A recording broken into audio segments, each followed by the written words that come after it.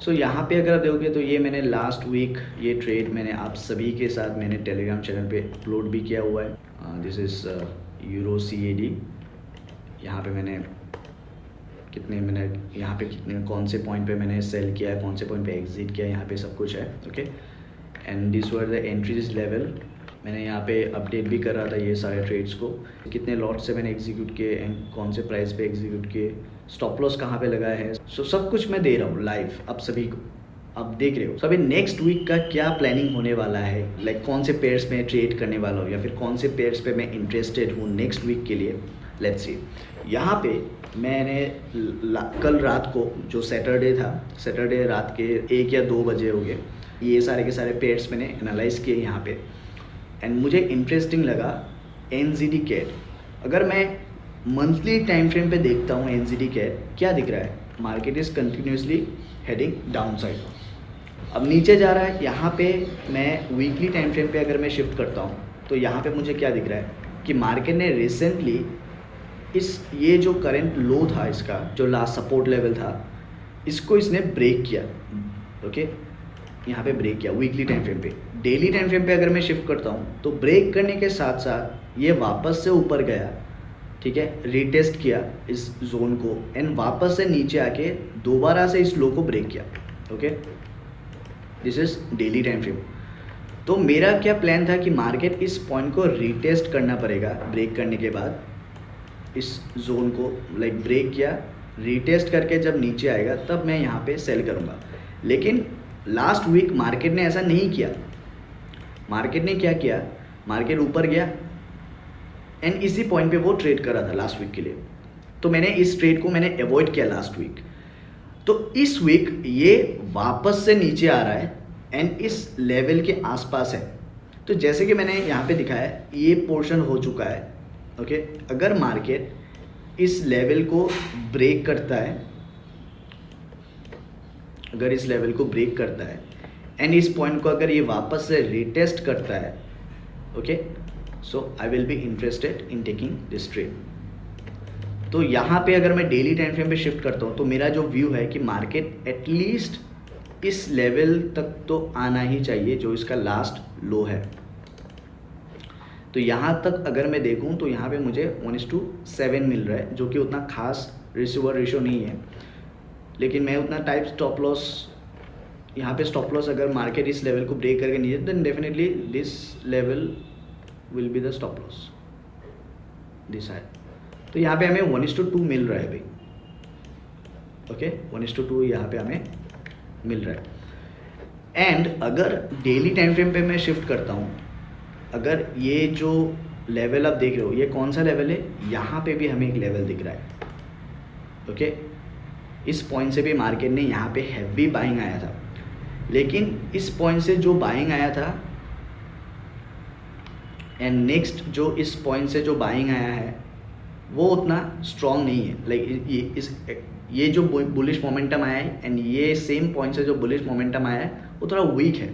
तो मेरा क्या व्यू है, मे बी ये 1 दिन या 2 दिन में नहीं हो, मे बी इसको मुझे हफ्ते होल्ड करना पड़ सकता है। अगर मार्केट इस पॉइंट से, I know it won't break it directly, इसको ये डायरेक्टली ब्रेक नहीं करेगा। मार्केट नीचे आया, ऊपर गया, नीचे आया, यहाँ से मे बी ये वापस से बाउंस करेगा एटलीस्ट इस पॉइंट तक, एंड अगर ये वापस से ब्रेक करता है तो यहाँ पे मुझे बहुत ही अच्छा खासा रिसीवर रेशो मिल जाएगा 1:3 के आसपास। ओके, एंड इसको ब्रेक करने के बाद मार्केट में कोई रोकने का जगह नहीं है। अगर मैं यहाँ पे देखूँ डायरेक्टली दिस पॉइंट और से दिस लेवल, सो लेट्स सी। जैसे कि मैंने बोला है, अगर सेम एग्जैक्टली हमें उसी तरीके का पैटर्न अगर हमें यहाँ पे मिलता है, then I will be interested in taking this trade. Okay, so let's move on to the next pair which is NZD USD। NZD USD भी अगर आप देखोगे तो वीकली टाइम फ्रेम पे इट्स इन इस तरीके से एक ट्रेंड लाइन मुझे दिख रहा है कि जब जब प्राइस इस रेंज के आसपास आता है तो एक सेलिंग आता है। तो currently price in this range, and ये जो लेवल में यहाँ पे ड्रॉ कर रखा है, यहाँ पे अगर देखोगे तो this is a support level, this is a support level, this is a support level, and this was a resistance level. तो जब जब प्राइस इसके इस जोन के ऊपर रहा तो वो सपोर्ट की तरह एक्ट कर रहा था, एंड जब जब प्राइस नीचे रहा तो वो एज अ रेजिस्टेंस की तरह एक्ट कर रहा है। तो मे बी इस पॉइंट से एक हमें एरिया ऑफ इंटरेस्ट मिल सकता है। सो यहाँ पे the overall trend is negative. अगर आप देखो तो वीकली टाइम फ्रेम में the structure is negative, and ये जो जोन लास्ट मैंने ड्रॉ कर रखा है ये है रीसेंट सपोर्ट मार्केट का। तो इसमें भी अगर आप देखोगे तो इस पॉइंट से जो बाइंग आया है, एंड वापस से इस पॉइंट से जो बाइंग आया है, एंड लास्ट रिसेंटली इस पॉइंट से जो बाइंग आया है वो वीक होता जा रहा है। एंड मेरा क्या व्यू है कि मार्केट नीचे आ सकता है। सो this is my view, like ये मेरा पर्सपेक्टिव है। तो अगर मैं डेली टाइम फ्रेम में शिफ्ट करता हूँ तो डेली टाइम फ्रेम पे मेरा तो व्यू है कि चलो मार्केट इस पॉइंट पे आ सकता है, लेकिन डेली टाइम फ्रेम पे मार्केट ने रिसेंटली इस सपोर्ट को कंसिडर किया है, लाइक ये एक सपोर्ट लेवल मार्केट ने बनाया है, okay. And daily time frame पे मार्केट में एटलीस्ट मैं इस पॉइंट का स्ट्रक्चर का मैं टारगेट ले रहा हूँ। अगर इसको भी ब्रेक करके मार्केट नीचे है तो ये तो बोनस होगा, okay, this will be a bonus. So इसलिए मैं 4 आवर टाइम फ्रेम में जब मैं शिफ्ट करता हूँ तो 4 आवर टाइम फ्रेम में मार्केट ने रिसेंटली ये सपोर्ट लेवल क्रिएट किया है। This was the last support level which was previously a resistance level. तो अगर मार्केट इस रेंज को ब्रेक करता है, ब्रेक करने के बाद अगर वापस से वो रीटेस्ट करता है इस स्ट्रक्चर पॉइंट को एंड नीचे आता है, then I will be executing the trade right at this level, and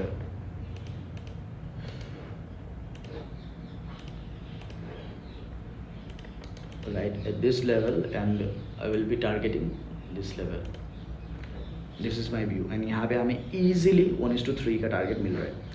and daily time frame पे अगर ये स्ट्रक्चर पॉइंट ब्रेक होता है देन हमें इस तरीके का फॉल इजीली यहाँ पे भी मिल सकता है, एटलीस्ट दिस पॉइंट। तो यहाँ पे ये 1:10 हो जाएगा, जो बहुत बड़ा टारगेट हो जाएगा, लेकिन ये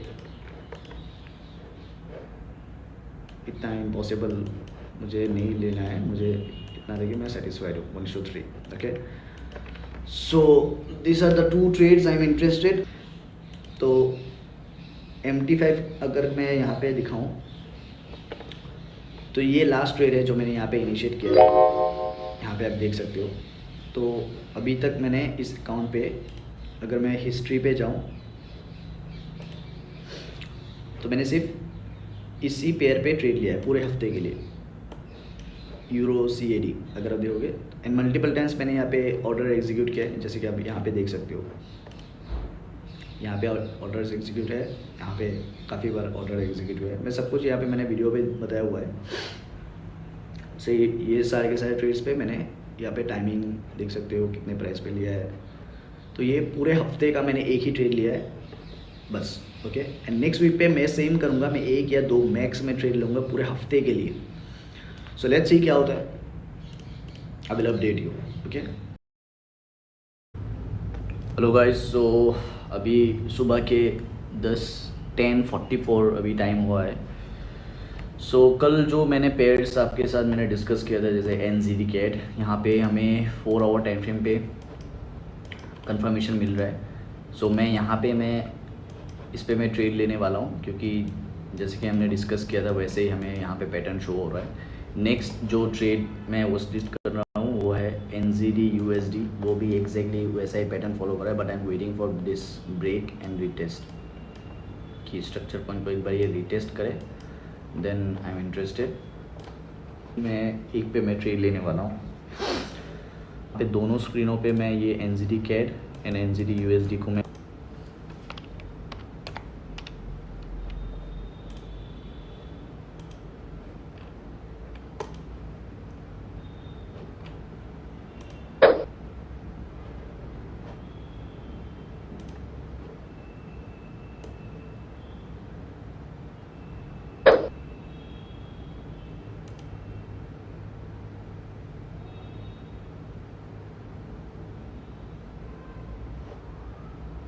सो हेलो गाइस, मैंने यहाँ पे अभी अभी बस अपना एक पोजीशन ऐड किया हुआ है। यहाँ पे अगर मैं दिखाऊँ ट्रेड पे अगर मैं जाता हूँ तो 0.25 लॉट्स है एंड स्टॉप लॉस मेरा यहाँ पे है, यहाँ पे सेट किया हुआ है। मेरा सारा स्टॉप लॉस इस पॉइंट के ऊपर होगा। रीज़न क्या है, सिंपली देखो मार्केट का जो स्ट्रक्चर है डेली टाइम फ्रेम पे अगर दिखाऊँ तो ये बेरिश स्ट्रक्चर में फॉर्म हो रहा है, right.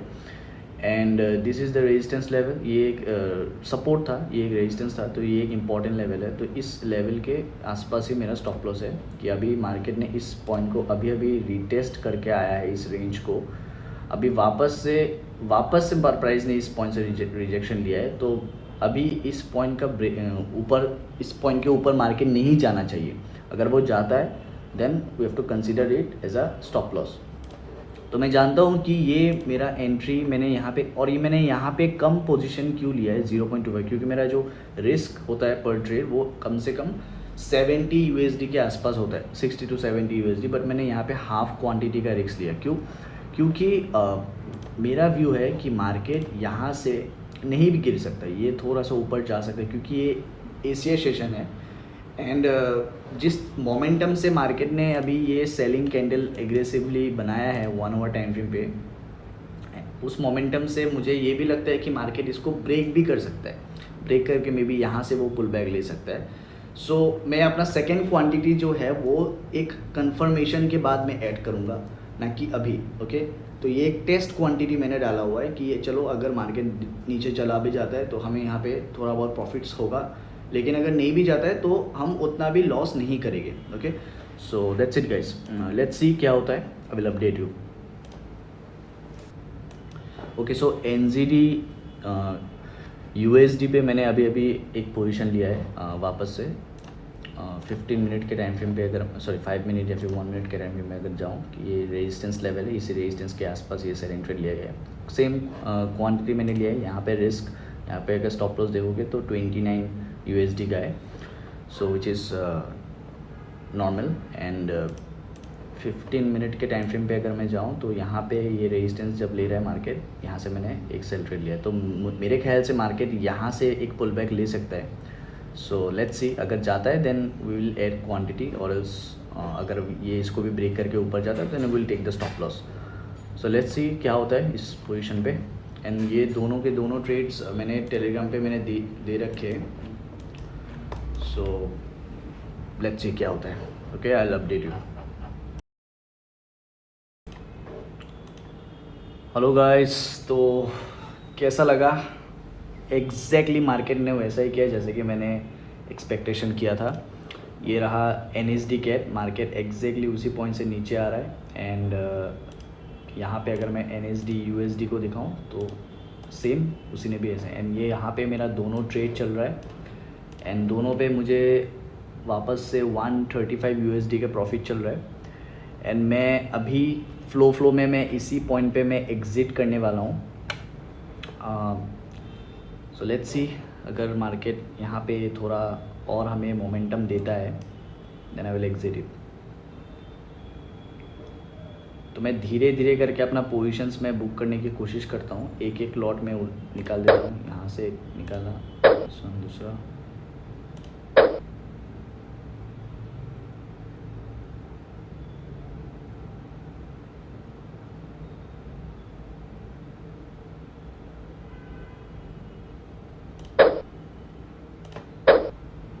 Exerted.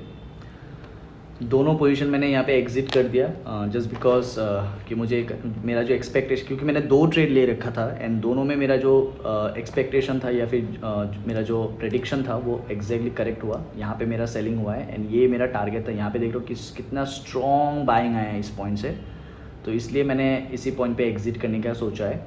And see right now market उसी पॉइंट से रिवर्स होने की, आई नो ये थोड़ा और नीचे जा सकता है बट मैंने यहाँ पे एक्स्ट्रा ग्रीड नहीं किया है, सो आई एग्जिटेड इट। ओके, यहाँ पे 1 आवर टाइम फ्रेम पे अगर मैं दिखाऊँ तो सेम एग्जैक्टली इसी पॉइंट पे ये यहाँ पे इनिशिएट हुआ था ये ट्रेड, यहाँ पे एक इनिशिएट हुआ था एंड दोनों में हमें टारगेट मिला है। तो राइट नाउ अगर मैं यहाँ पे हिस्ट्री पे जाता हूँ, एज आप यहाँ पे देख सकते हो कि लास्ट जो मेरा ट्रेड था वो यूरो CAD पे लिया गया था, जो मैंने लाइव लिया था एंड मैंने आपको वो दिखाया था अभी।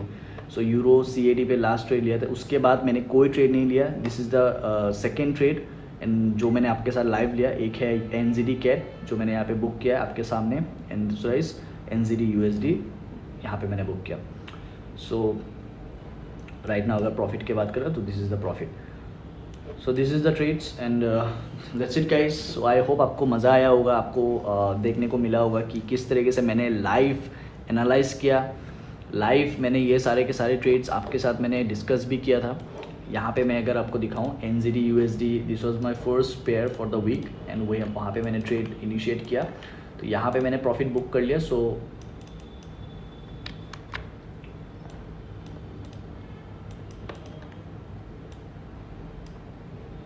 Okay, this was the first trade. दूसरा हो गया NZD CAD. NZD CAD में हम लोगों ने यहाँ पे अपना प्रॉफिट बुक कर दिया. ओके, सो यहाँ पे मैं इसको सेट करता हूँ. तो इसके बाद ये हेल पे जाए या फिर चांद पे जाए, मुझे उससे कोई लुकआउट नहीं है. Okay, so that's it. Good bye.